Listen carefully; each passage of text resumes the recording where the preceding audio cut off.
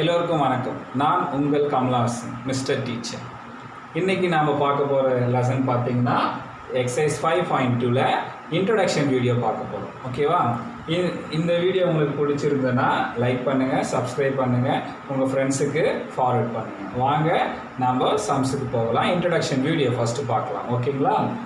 Inclination of a line, இதுதாங்க exercise 5.2ல் first introduction. Inclination of a line என்ன? The inclination of a line or the angle of inclination of a line is the angle which a straight line makes with the positive direction of x-axis measured in the counterclockwise direction to the part of the line above the x-axis. It is denoted by this symbol is called a theta. சிம்பிளுங்க, ரொம்பலாம் பண்ணுங்க. நீங்கள் பாருங்க, இங்கேருந்து படிங்க. The angle of inclination of a line is the angle. ஒரு line இருக்கு, angle of inclination. இது ஒரு லைன்னா இது வந்து ஒரு ஆங்கிள் சொல்கிறாங்க. இந்த theta is the angle which a straight line makes with the positive direction. எப்பவுமே எதில் இருக்குன்னா பாசிட்டிவ் டைரக்ஷனில் இருக்கும் அப்படின்னு சொல்கிறாங்க. with the x-axis measured in the counterclockwise direction. counterclockwise direction ஒன்றும் இல்லை. இப்போ வாட்ச் இப்படி இருக்குன்னா வச்சுங்க, வாட்ச் எப்படி சுத்தம்? இந்த பக்கம் தானே சுத்தம், ரைட் சைடில்.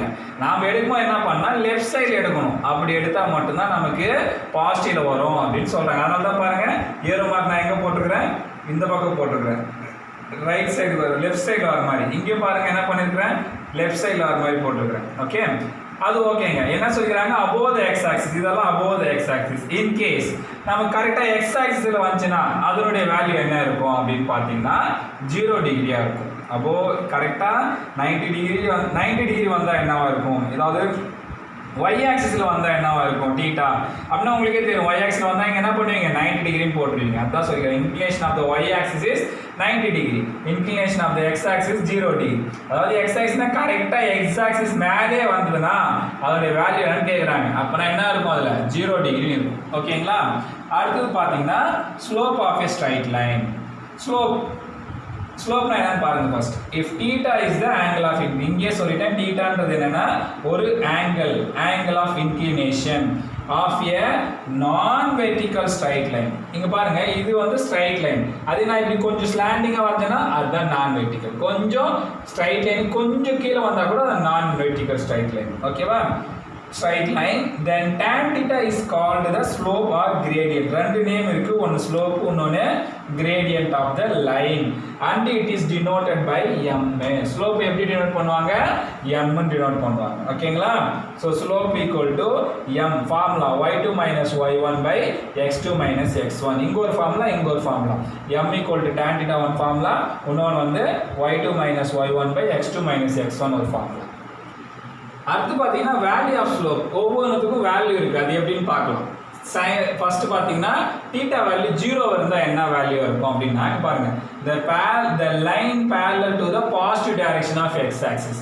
இது வந்து x axis. இந்த லைன் பாருங்க, நான் சிம்பிள் போட்டுக்கிறேன் பாருங்க, ஏரோ மார்க் எந்த பக்கம் போகுது? இது பாசிட்டிவ் டைரக்ஷனில் போகுது இல்லையா? அதனால தான் இதுதான் பாசிட்டிவ் டைரக்ஷனுக்கான ஒரு arrow mark.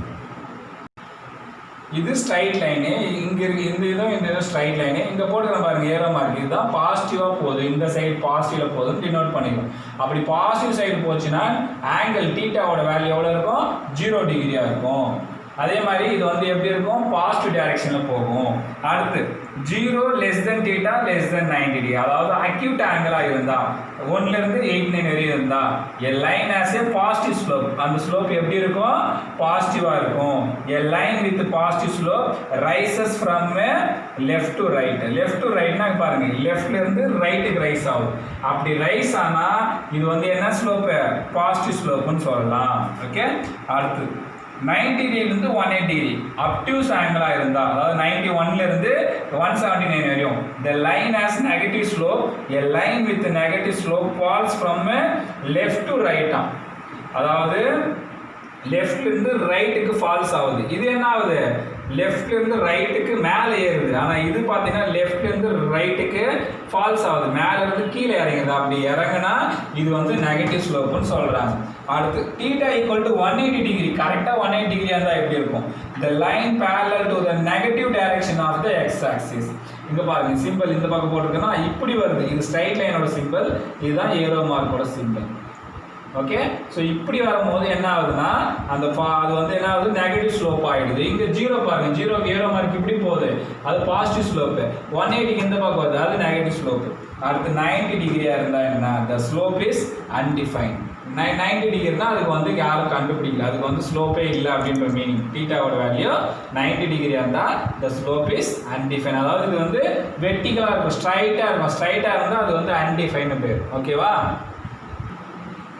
Next slope of parallel lines. பேரலல்னா நமக்கு தெரியும் இல்லையா, இப்படிதானே இருக்கும். பேரலல்னா ஈக்குவலாக போய் எனக்கு ஒரே ஸ்ட்ரைட் லைன், இந்த தண்டவாளம்லாம் போகும் இல்லையா, இதுதான் parallel line. Two non-vertical lines are parallel if and only if the slope are equal. ரெண்டு ஸ்லோப்பும் ஈக்குவல்னு சொல்கிறாங்க எப்போனா, டூ நான் வெர்டிக்கல் லைன். இது பாருங்க, ரெண்டுமே நான் வெர்டிக்கல் லைன். வெர்டிக்கல் ஸ்ட்ரைட்டாக வரக்கூடாது, இப்படி போகணும், ஹரிசாண்டலாக இல்லை கொஞ்சம் கிராஸாக போகணும். அப்படி இருந்தால் the slope are equal சொல்றாங்க. m1 equal to m2. அப்புறம் இது 1 மார்க் வரதுக்கு சான்ஸ் இருக்கு. நான் vertical parallel lines are equal slope. என்ன ஸ்லோப்பா இருக்கும், அது வந்து ஈக்குவல் ஸ்லோப்பா இருக்கும். ஓகேவா. அடுத்து slope of a perpendicular line.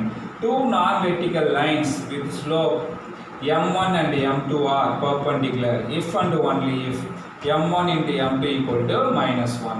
perpendicular நமக்கு தெரியுதா, சிம்பிளா இப்படி ஒரு லைன், இப்படி ஒரு லைன், ரெண்டு லைன் போகும்போது சென்டர் லைனா ஃபார்ம் ஆகும், 90 டிகிரி ஃபார்ம் ஆகும் இல்லையா. அதுதான் இங்கே பாருங்க, இங்கே ஒரு ஸ்லோப்பு, இங்கே ஒரு ஸ்லோப் போகுது, சென்டர் எவ்வளோ டிகிரி ஃபார்ம் ஆகுது, 90 டிகிரி. இங்கே ரெண்டு இருக்கிறாங்க, இங்கே ஒரு ஆங்கிள் போட்டுக்கிறோம், இங்கே ஒரு ஆங்கிள் போட்டுரும். ரெண்டுமே பார்த்தீங்கன்னா பாசிட்டிவ் டைரக்ஷன். உள்ளே போட முடியாது, உள்ளே போட்டால் அது நெகட்டிவ் டைரக்ஷனாக வந்துடும். அதனால எப்பவுமே இந்த பக்கம் எக்ஸ் ஆக்சிஸ்க்கு இப்படி போகிற மாதிரி போகணும். ஓகேவா.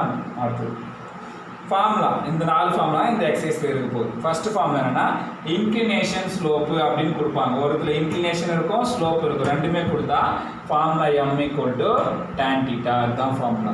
ரெண்டாவது slope of 2 points form. 2 point கொடுத்துருவாங்க, ரெண்டு ஃபார் எக்ஸாம்பிள் 2,5 7,3 அந்த மாதிரி கொடுத்துட்டாங்கன்னா formula y2 - y1 x2 - x1. அடுத்து பேரலல், பேரலலுக்கு ஃபார்முலா m1 = m2.